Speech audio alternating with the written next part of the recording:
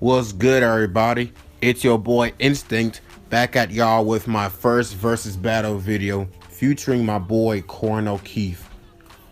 Korin will be using Odin from the Marvel Comics, and I'll be using Monika from the Doki Literature Club. So without questions, let's get down to business. For Monika, people might try to downplay and underestimate her power for only being peak human, but that seems not to be the case. It's mentioned that there is also a feat where she kills all the save files, which each have separate universal space-time continuums within them, or universes split from the main one. There are 52 save files which contain little universes, and then the big one is meaning one bigger universe in the game. So that put her at least universal plus to low multiversal. Also, even Monika without even existing, Sayori, who had most likely gained her powers at the fourth wall, she deleted her and everything else in the game. Also, there is an infinite choices statement at the end of the game where it's stated actually twice.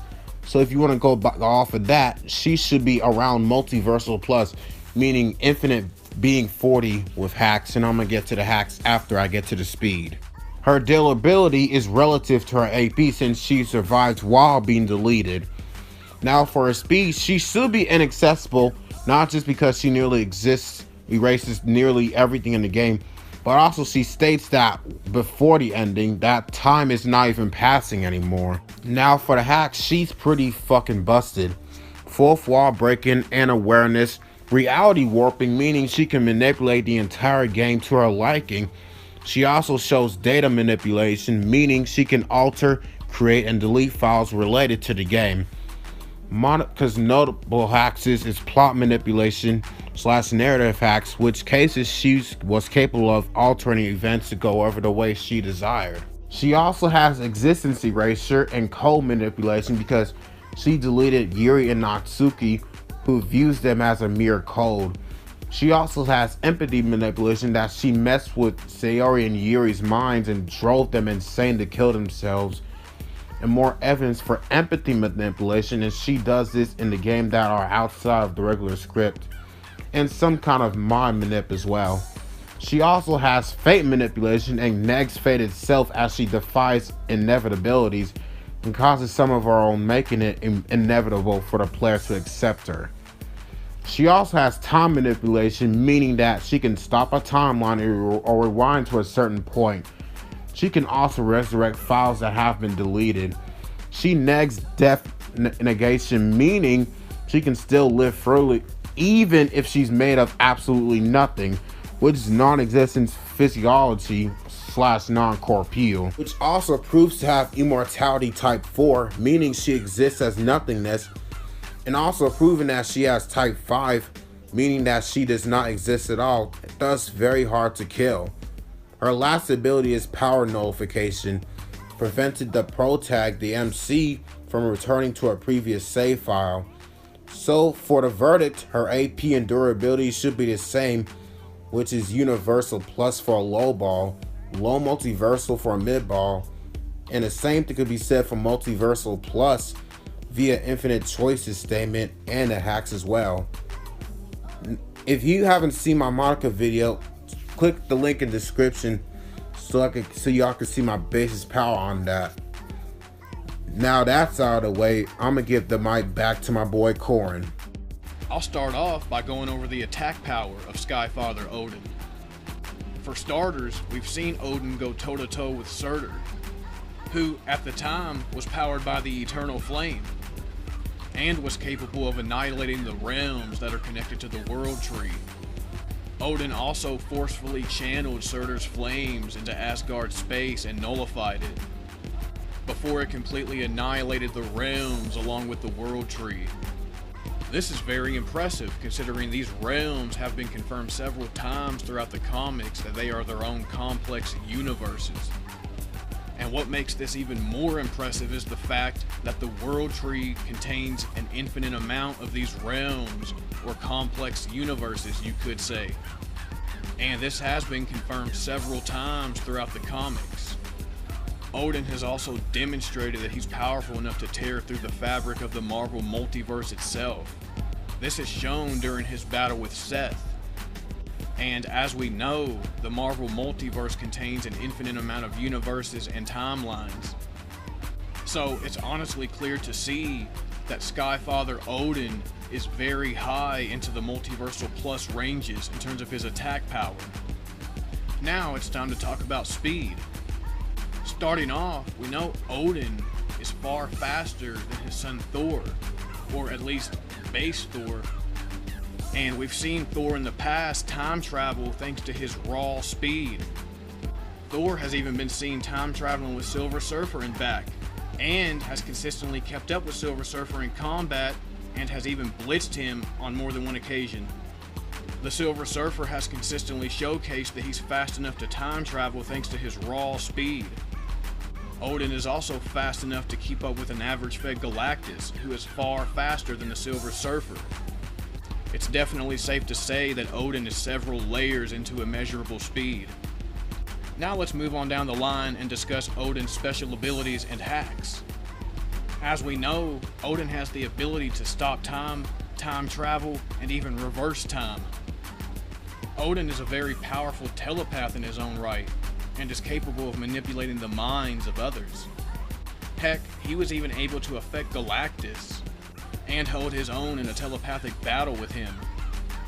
Odin has even shown that he can manipulate concepts, as shown when he erased and even restored the concept of death throughout the entire universe.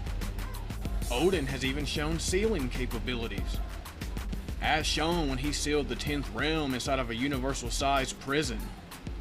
Not only does Odin possess sealing capabilities, but he's actually shown resistance to sealing abilities, as shown when he literally broke free from being imprisoned in a block of pure force. Odin has also shown resistance to matter manipulation and time manipulation, as well as mind manipulation. Overall, it's honestly clear to see that Skyfather Odin is a straight badass. Alright, since we got both character scalings out of the way, let's move right into the post analysis. Korin, you may go. Yeah, so starting off, Instinct and I both agree that Odin should be taking victory more often than not in this fight, and we're going to give reasoning for that. So I'm going to let Instinct go ahead and talk about the AP and how she is comparable to Odin in terms of AP. Alright.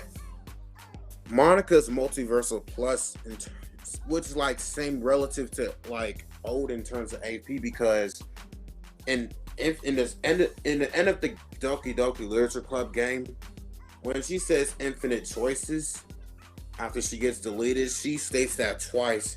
Infinite choices, like, alright, so infinite choices mean like an infinite amount of universes within the game, since 52 save files are like a parallel universe, basically. Like, it has 52 save files, which is at least low multiversal. Alright, you may continue, Korin. Alright, so yeah, she's lowballing anywhere from low multi to multi, but normally she should be around multiversal plus, which would put her in the same tier of power as Odin. However, the issue is speed. As Instinct mentioned, Monika's speed, which is insanely good. It's faster than infinite speed. However, as I went over with Odin, he himself is several layers into something known as immeasurable speed, which is faster than inaccessible speed. So right there, it's going to be very hard for Monika to even land a hit on Odin, or even use such as her plot manipulation, which could actually work on Odin, as he hasn't directly shown consistent resistance to plot manipulation. However, due to the speed gap, it's going to be very hard for her to use any of her hacks and even land a hit on Odin. But with Odin having the speed advantage, it will be much easier for Odin to land plenty of hits and use his hacks on Monika. For example, his conceptual manipulation, which would allow him to erase Monika on a conceptual level, as well as his ability to being able to seal opponents. Monika hasn't necessarily shown resistance to being sealed away. So right there, it's easy to see, thanks to Odin having an immeasurable speed advantage, as well as a couple of abilities that Monika has no answer for, I would say it's safe to give Odin the victory more often than not. Instinct.